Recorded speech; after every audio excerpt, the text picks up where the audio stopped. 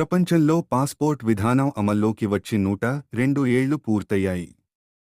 రాష్ట్రపతి నుంచి ప్రధానమంత్రి వరకు ప్రభుత్వ అధికారులు కూడా ఒక దేశం నుంచి మరో దేశానికి వెళ్లేటప్పుడు తప్పనిసరిగా పాస్పోర్టును తీసుకెళ్లాలి. విదేశాలకు వెళ్లాలంటే పాస్పోర్టు తప్పనిసరి. విదేశాలకు వెళ్లే వ్యక్తికి పాస్పోర్ట్ గుర్తింపు కార్డుగా మారింది. పాస్పోర్ట ప్రయాణికుడి పేరు, చిరునామా, పౌరసత్వం, వయస్సు, సంతకం మరియు ఇతర సమాచారం ఉంటుంది.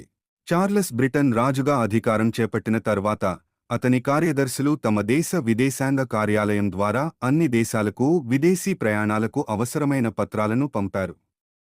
కింగ్ చార్లెస్ ఇప్పుడు బ్రిటిష్ రాజకుటుంబానికి అధిపతి మరియు ప్రయాణానికి అనుమతించబడాలి. రాజుల ప్రయాణానికి ఎలాంటి ఆటంకం కలగకూడదని సందేశం ఇచ్చారు. అయితే ఈ ముగ్గురికి ప్రపంచంలోని ఏ మూలకు వెళ్లాలన్నా పాస్పోర్టు అవసరం లేదు.